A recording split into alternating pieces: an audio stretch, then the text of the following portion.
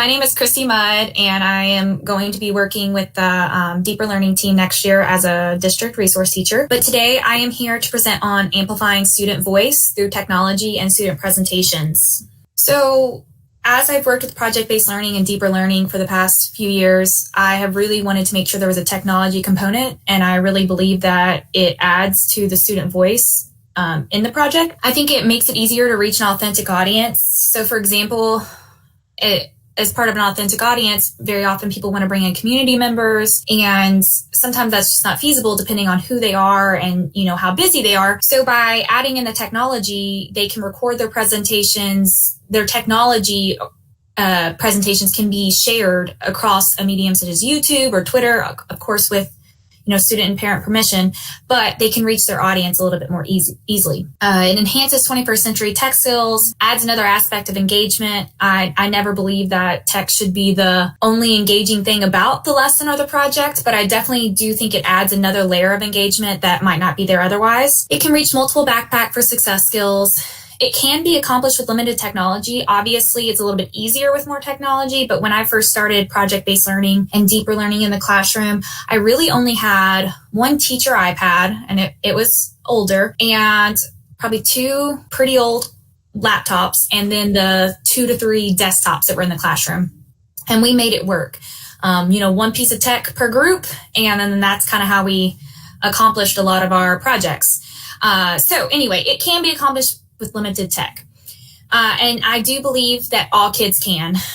I've taught from grades from 1st to 5th. I've taught 6th and 7th grade at camp, and different groups and different levels may require more scaffolding, but I believe all levels can create these technology presentations, some maybe with more help. First, I want to start off with Canva and Piktochart, and I know a lot of teachers are familiar with using Canva themselves, but I actually started using Canva in the classroom also. Some of our projects, the way my students wanted to reach a more authentic audience was they wanted to create flyers or advertisements or brochures. And I thought Canva was a pretty good spot to start. So Canva and Piktochart are on iPad, Chromebooks, and laptops. They do require a login, and they're free with limited access. I made sure that I created a generic login and password with my own information because there are some rules around student logins and also age limits depending on that. So I actually created a login with my email and a generic password that I use solely with my classroom, and I made sure to monitor it. A big thing to remember is to remind students to use the free images and templates, because if they choose one that is paid and they work on it and they really, add a lot of detail, at the end, when they go to download it, is actually when it'll make them or me pay. So I really made sure that in the beginning, I went around and checked on my students and made sure that they had chosen a free one so they didn't do all that work and then have to, either I'd have to pay or they'd have to delete it. On the right are 2 examples from my classroom. We did a future cities project where they focused on problems that cities were facing, and then they designed solutions. So one group focused on the traffic in LA, and their solution was to come up with a program for the city where if people could apply for free bikes. And they thought if more people were riding their bikes, not only would it reduce the traffic, but would actually help the air around them. So they came up with this advertisement on the right, do you want to get rid of Los Angeles traffic? And so both of these were made on Canva. I had a lot of conversations about advertisements, marketing, persuasive wording, colors that really draw the attention of people. This other one is one group focused on the fact that a lot of green spaces in cities are disappearing, and they focused on New York City. And they actually designed the solution that you could apply to get a garden or a green space placed on top of your building or on your patio, and you could actually get tax credits for it. So this is their flyer for that program.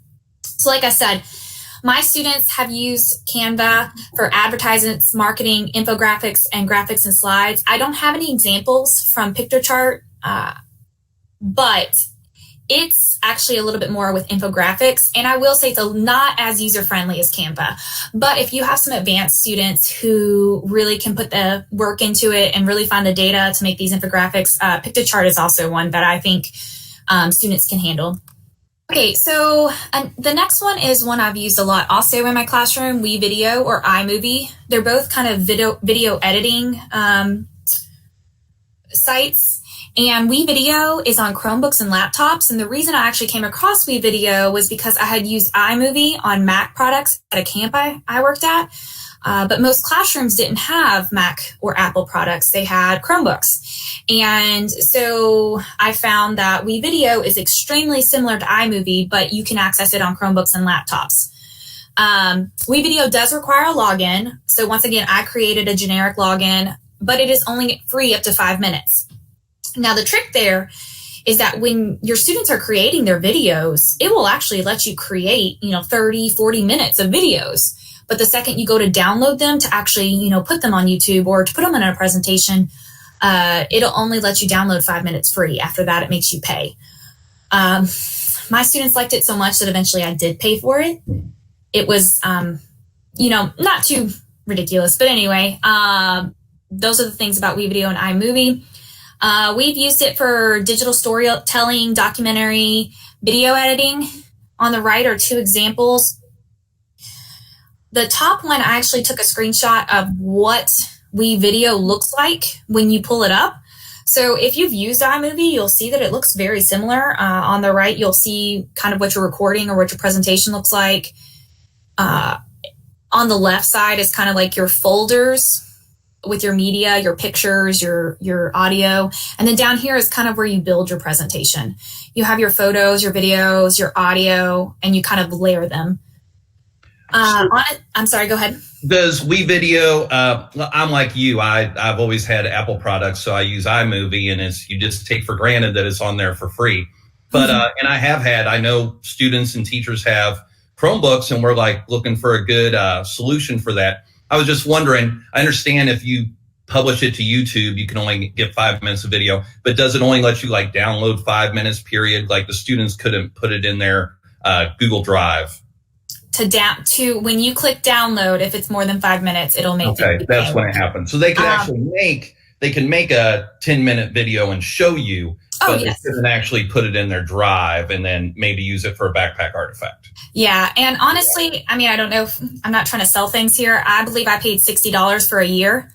Yeah. And with the amount of like videos that my kids created, I completely thought it was worth it because they created tons of videos. I think there's still a time limit with that amount of money, but my kids were it felt to me like it was unlimited because we never reached that. Most of my kids' videos were around 2 minutes, 3 minutes, maybe max.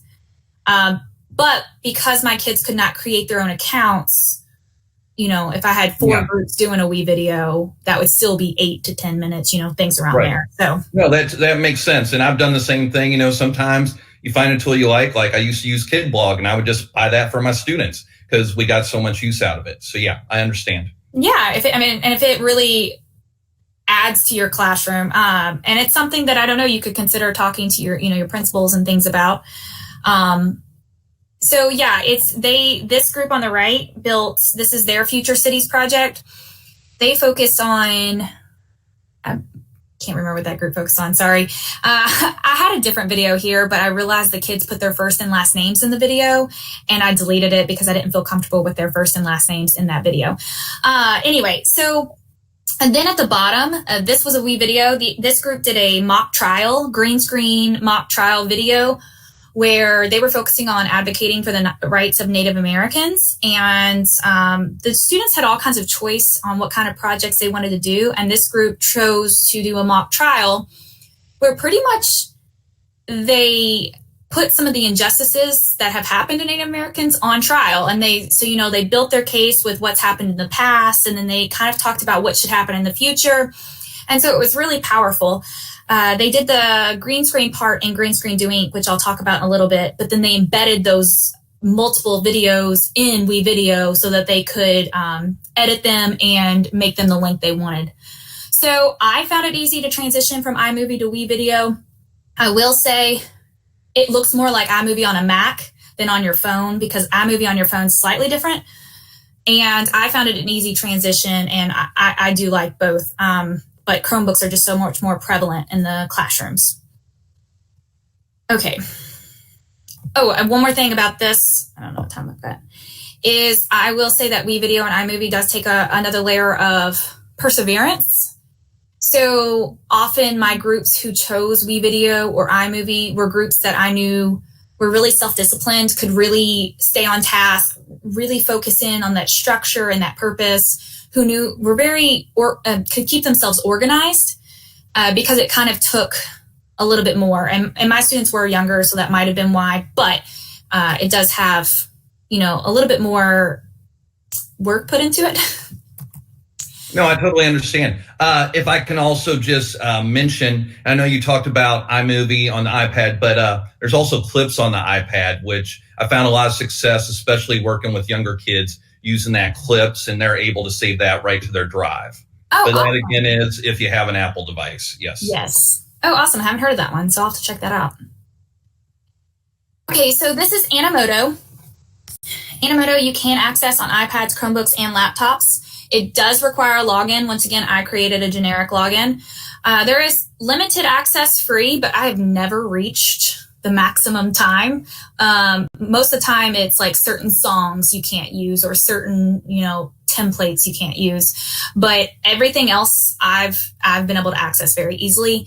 It's more user friendly. The templates are already kind of created. The kids just kind of like choose, here's my template, here's the song I want to use, here are all my pictures I'm going to put in, and Animoto kind of almost makes the presentation for them. They actually just have to drag them into the order they want them. So this group, I've mentioned in my last presentation, I love these students. These students, extremely creative and extremely bright, but they just didn't necessarily have the organization skills nor the self-direction. And so they really wanted to create a WeVideo green screen video, but they had a tough time agreeing. They had a tough time writing a script. They had a tough time splitting up the work. And so it was looking like they weren't going to actually complete the project. So I kind of steered them towards Animoto, and I showed them how it actually is very similar to WeVideo. It just kind of does a little bit of the work for you. And so eventually they came to the conclusion that this was the best option for them. And it actually still came out to be a very, an amazing project. This group did a project around global warming. And this was actually a multiple perspectives project. So they focused on what was causing global warming and maybe what were some of the various perspectives on global warming and what they felt like they could do to help. So this is great for video and picture collages. Every time I had an exhibition night, I would make an Animoto video and just drop some photos in with some songs that were already uploaded and just kind of make a picture collage video. So Animoto is kind of the easier video creation that I consider in my classroom. Very cool. My wife actually just found the other day, I think it happened like April 8th maybe, but you can now insert audio on Google Slides. Now it has to be like an MP3 that's on your Google Drive, but she found that feature too. So things are constantly changing to help kids get better with their presentation skills. Oh yeah, completely. Yeah, and this one I do kind of like that. I think you could probably do that with Google Slides too. I found that with Animoto, I think I just like some of the things that like already having the songs there, things I don't have to necessarily find. Yeah, it sounds like it fills out some of the work for the students, especially those ones like you said that were having a hard time making decisions. Yeah. Okay, this is probably one of my favorites too. It's called Touchcast, and honestly, you can get Touchcast on your phone, but it's not the same Touchcast Studio that's on the iPad. The phone is more like the editing I've always found, unless I'm doing something wrong. But the iPad is where I've actually found the recording. So where you're able to record the newscasts and the videos and things. It does require a login. I've always had free access. I've never had an issue. And it does have green screen capabilities. We've used it as a newscast for talk shows, for reenactments, book talks, and product and website reviews. So on the right, you'll see that I have a group of students who, for their Future Cities project, they wanted to focus on the fact that Louisville's infrastructures, especially downtown, are deteriorating. And they focused especially on like the pipes and things in downtown Louisville. And so they wanted to do a talk show. So the student in the center was actually the host, and the other two students were who she was interviewing. So the entire talk show background is actually an option in Touchcast. The only thing I did was put up a green screen behind them, because right around their heads would be whatever is in my classroom. But everything else in that video was already an option in Touchcast that they chose, which is really awesome. You can just edit the titles down at the bottom where it says Louisville's Top Dangers, but the rest of that is already a creation. So there's a talk show one, there's a news like studio, there's a sports studio, there's one where they're talking, I believe in front of the Lincoln Memorial, I can't remember. And there's a bunch of different options. There's also a blank one. So the student at the bottom, this was actually with the Backpack League, and he designed, they were designing theme parks. And so in the smaller rectangle, he designed a stop motion video of his theme park that he created. And there's this thing on Touchcast called VApp or VAPS. And you can actually bring up any website, any picture, any video. It gives you, 20 to 30 options of things you can pull up in a small rectangle, almost like you're on the news. And so kids can talk about that while it's showing. So he's actually introducing his park, talking all about his park while the stop motion video is playing through the different aspects of his park. So I've always thought some things I haven't necessarily done, but especially with older kids, possibly doing like product reviews, website reviews, bringing up a website and talking, about the pros and cons and things like that. So Touchcast can be used with green screen, but it does not necessarily have to. And once I get logged in, students were actually able to work it themselves. But I will say I usually had to complete the logging in with my generic password and everything first, because it usually asks, like, do you want to log in with Google and everything like that. And then you download these videos. Sometimes they would download them and put them in WeVideo to edit them further, but you can actually edit them right on the app and delete and make smaller and larger and things like that. Okay. That's very cool. I love the broadcast use for the green screen. That's great. Yeah. And like I said, because some of them are already built in, it's almost like I feel like it helps them imagine that they're actually there. So the news studio and everything like that, it has all kinds of different aspects to it. So,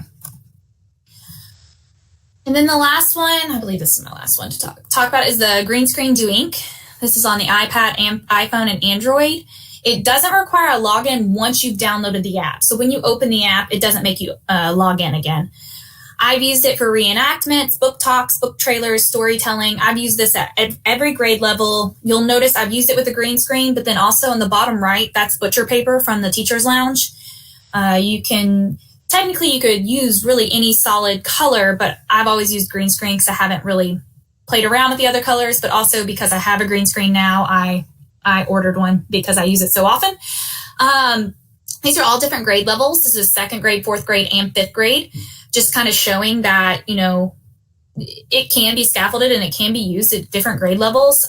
My 2nd grader, she read a book about Barbie and a horse. And here she is doing a 5-finger retell and talking about the book, but she's also able to put the book in the background so that her audience knows which book she's talking about. And it just kind of added a layer of excitement when they thought that they were going to get to do a 5-finger retell on the green screen. They really put a lot of work into it. Another student, they wanted to do, for their Future Cities project, they did a TED Talk. And so that's why you can see the TED symbols in the background. And then lastly, at the bottom is another one of the Advocating for Native American Rights projects. And that is like a picture of a courtroom because, like I said, they were doing a mock trial. So they also had to put a green screen on top of, like, those are stools, I believe, because they wanted to make it look like they were actually behind the desk. And so it's really allowed them to dive into some of their projects and dive into some of the topics they've been talking about. So like I said, whether it's a book or whether it's a piece of history, when they embed themselves in there, it can really add to it. So I've used green screens for so many different things, but I think it could be used for something really simple, or it could actually be, made more difficult. And the students always get excited about using the green screen or creating a video. And it's a great way to demonstrate their learning as opposed to, a paper pencil assessment. Yes, and I forgot to mention the last time I mentioned this too. As a teacher, I know that one of your biggest things is, well, what are all the other kids doing? And I'll tell you, in each of these pictures, the entire class is in my classroom. And so like 4th and 5th grade, I would have 30 students, and we would, since everyone was working on their project, we kind of came to this agreement that you're quiet when this person's recording and they'll be quiet when you're recording, because nobody wanted noise in the background of their videos. And sometimes it didn't work. Sometimes we would have to re-record because kids were too loud.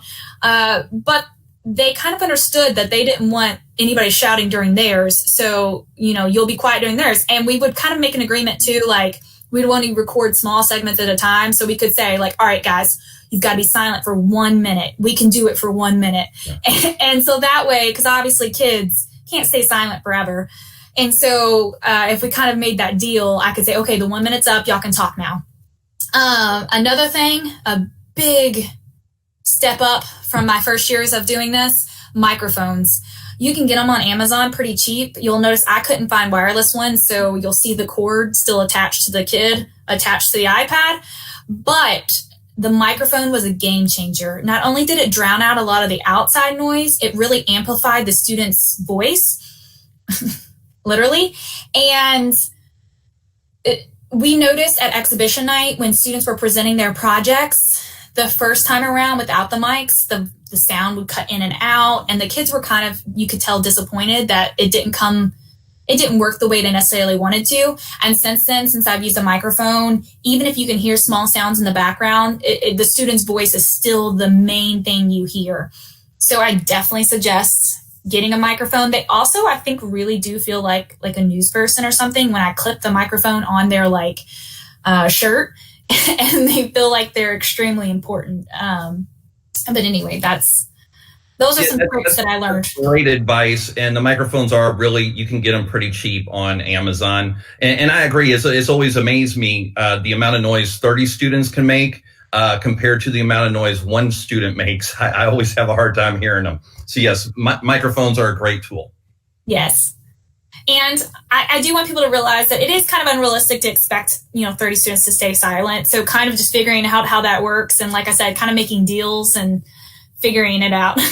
Yeah, I'm glad you shared that. Like, that's real teacher. You're not just a teacher that's pulling 3 out at a time. Let's go make a video. That's easy. You're actually managing it in a full classroom situation. So thank you for sharing that.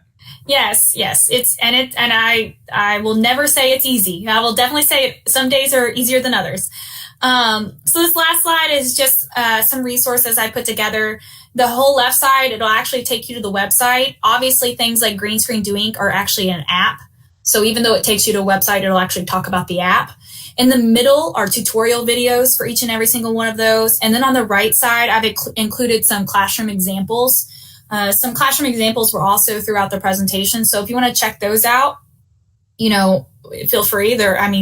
Sometimes that's actually literally how I figured out the website or the app was by watching videos, or sometimes the kids figured it out and showed me. Because sometimes I would try a new tech and I would know the basics, but I would often tell kids, hey, if you want to take this a step further, you're going to have to play around with it, because I didn't have time to play around with, 20 pieces of tech.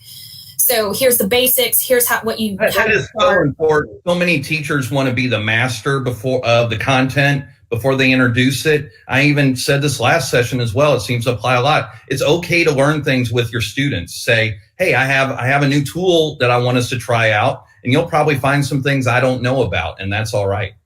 Yeah, one project I remember. I knew how to snip on my Dell, but I didn't know how to snip on the Chromebooks yet.